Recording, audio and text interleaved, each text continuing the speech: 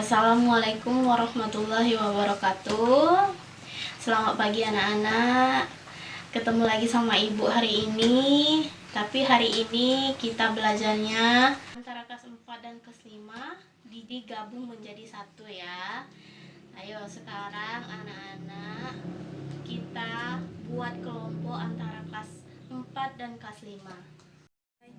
Oke, sudah ya, sudah selesai membentuk kelompoknya. Sekarang hari ini anak kelas 4 belajar pelajaran IPA dan anak kelas 5 itu juga belajar IPA. Baiklah, kalau sudah menentukan kelompoknya antara kelas 4 dan kelas 5, mari kita memulai pelajaran. Sebelum memulai pelajaran, marilah kita berdoa dulu ya nak ya. Berdoa mulai. Selesai. Yang pertama, ibu akan memulai pelajaran untuk kelas 4 ya. Di sini untuk kelas 4 kemarin sudah ibu jelaskan pelajarannya. Jadi hari ini ibu akan memberi kalian tugas, yaitu untuk anak kelas 4 kemarin sudah ibu jelaskan pelajarannya tentang bagian-bagian dari tumbuhan. Untuk hari ini ibu akan memberikan kalian tugas, yaitu di sini sudah ada gambar dan di sini juga kalian akan menyocokkan antara gambar dan isinya ya nak ya. Ya, ibu akan memberikan kalian satu persatu ini ya. Sudah yang untuk anak kelas 4, sekarang untuk anak kelas 5. Oke, jadi sudah ibu bagikan semua. Sekarang kerjakan untuk anak kelas 4 dan anak kelas 5. Ibu tunggu soal-soalnya. Nanti setelah itu ibu akan jelaskan lagi ya.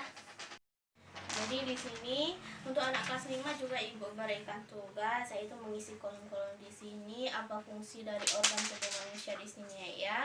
Jadi nanti ibu akan berikan satu persatu dan nanti akan ibu ambil lagi kalau sudah selesai ya. Oke, ini ibu bagikan dulu ya. Oke, baiklah. Untuk anak kelas 4 apakah sudah selesai? Oke, sudah selesai. Ibu akan ambil semua ya. Ini sudah ibu ambil semua, jadi ibu akan menjelaskan untuk kelas 4 dan untuk anak kelas 5-nya silakan lanjutkan pekerjaannya, nanti ibu akan jelaskan ya. Nah, di sini di sini ibu akan menjelaskan fungsi-fungsi dari yang kalian kerjakan tadi. Nah, yang pertama itu ada gambar batang. Fungsi dari gambar batang itu tempat tumbuhnya daun, bunga, dan buah, menyimpan cadangan makanan, jalur translokasi zat penyokong tumbuh-tumbuhan. Nah, yang kedua yaitu fungsi daun. Daun tempat terjadinya proses pemasakan makanan, fotosintesis, tempat penguapan air, alat pernapasan pada tumbuhan, sebagai tempat sumber makanan bagi manusia dan hewan. Yang ketiga yaitu fungsi bunga. Fungsi bunga bagi tumbuhan, bunga berguna sebagai organ perkembangbiakan. Dengan adanya benang sari dan putik, bunga mengalami penyerbukan sehingga akhirnya menghasilkan biji. Biji inilah akhirnya yang dapat tumbuh menjadi tumbuhan baru. Selain itu, bunga juga dapat mempercantik tumbuh-tumbuhan sehingga dapat menarik serangga dan manusia.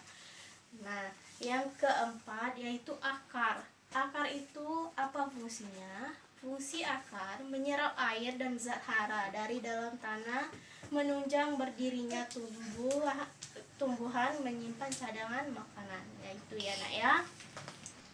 Baiklah, untuk anak kelas 5 sudah selesai juga. Ibu akan menjelaskan sedikit untuk yang dikerjakan dengan anak kelas 5 ya.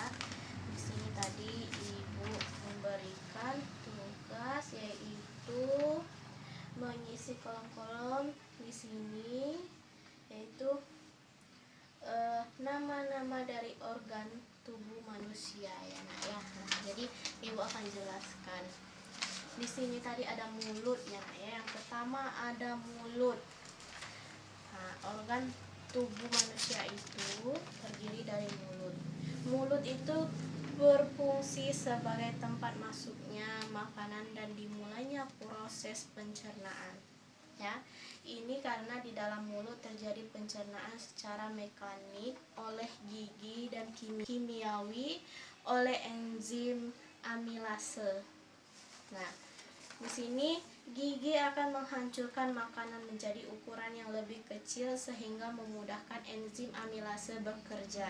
Enzim amilase lalu akan menguraikan kandungan pati atau amilum dalam makanan menjadi gula sederhana yang dapat diserap tubuh.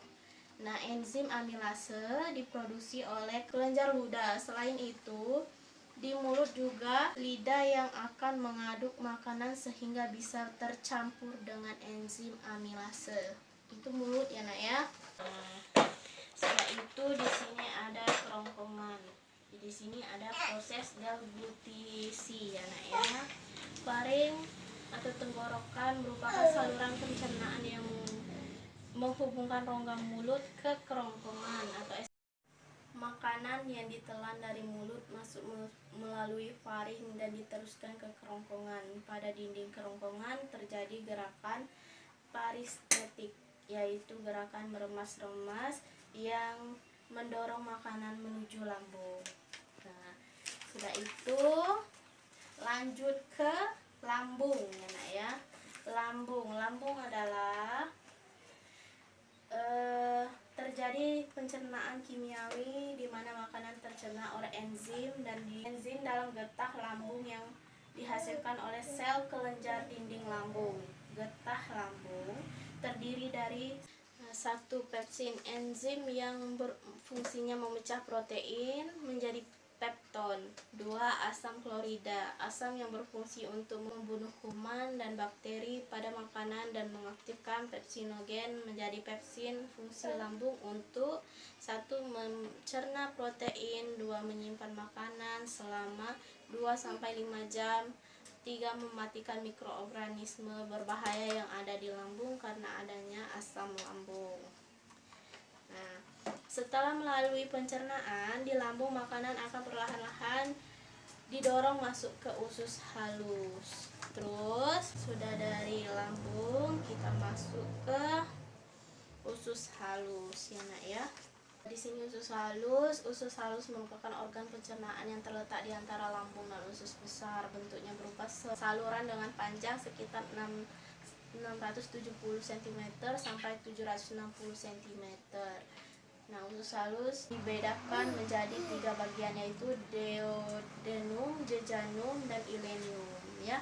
Sudah itu usus besar. Usus besar adalah organisme pencerna yang terhubung dengan usus halus sehingga makanan yang tidak bisa dicerna dan diserap tubuh lalu akan diteruskan ke usus besar. Ini karena usus besar berfungsi untuk membusukkan sisa makanan tadi, membentuk fases dengan dibantu oleh bakteri Escherichia coli.